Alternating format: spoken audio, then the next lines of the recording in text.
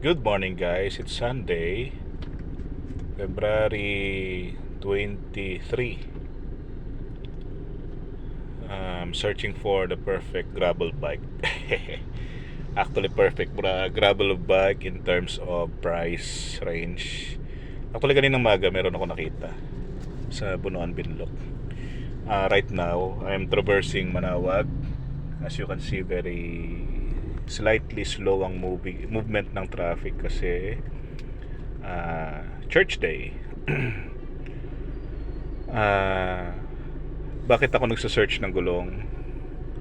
It is because yung binigay ng aking friend na si paring Denmark na Continental X King is already worn out after 1 year of usage. Actually, I'm currently 108, 107, 108 ang range ng weight ko after exercise, before exercise, ganon. So, I still don't want to give up yung biking. So, dahil sa weight ko na yan, napaka bigat ko. Frequently, I have flat tire. And also the reason bakit napaka bilis mapudpod ng aking gulong. Okay. So, meron ako nakita, 700 pesos. Compass 700 by 43C. Perfect tire para sa weight ko and sa budget din. 700 pesos siya according to the seller, si Sir Narbasa ang pangalan niya. Actually, he's a good guy. Based sa aming balitan ng text message, nagkamali siya, dapat pang 27.5 lang, pero ang nabili niya is for 29er, which is 700 by 43C. Actually, ang nakalagay po sa post niya 42C, pero 43C siya. So almost perfect para sa hinahanap natin na setup ng tire. Kasi yung current setup ko, yung 700 by 35C, mabilis siya, kaso lang it has its own flaws for me as a biker. Masyado siyang manipis. So nangyayari, madalas ako ma-flat. The bike is the tire is rolling well, mababa ang kanyang rolling resistance, napakatulin. Pero sa ngayon kasi ang nanahanap ko yung medyo mas matibay na kaya akong buhatin ng medyo relax.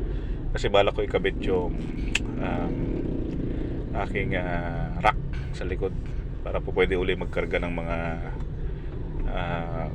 mga extra tools, extra tires, or extra na pwedeng ilagay pagka namamalengke. Also the stand, sa combination weight kasi nun nasa 400 or 500 grams yung rack, para nasa 200, so slightly 1 kilo yung idadagdag.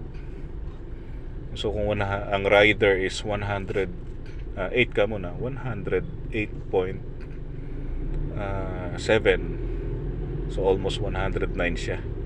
Yun po ang binubuhat ng bike. So hindi ko kayang iwanan ng biking. Doon nagja-jogging tayo, pero hindi ko kaya na iwanan ng biking. It's still my go to exercise equipment.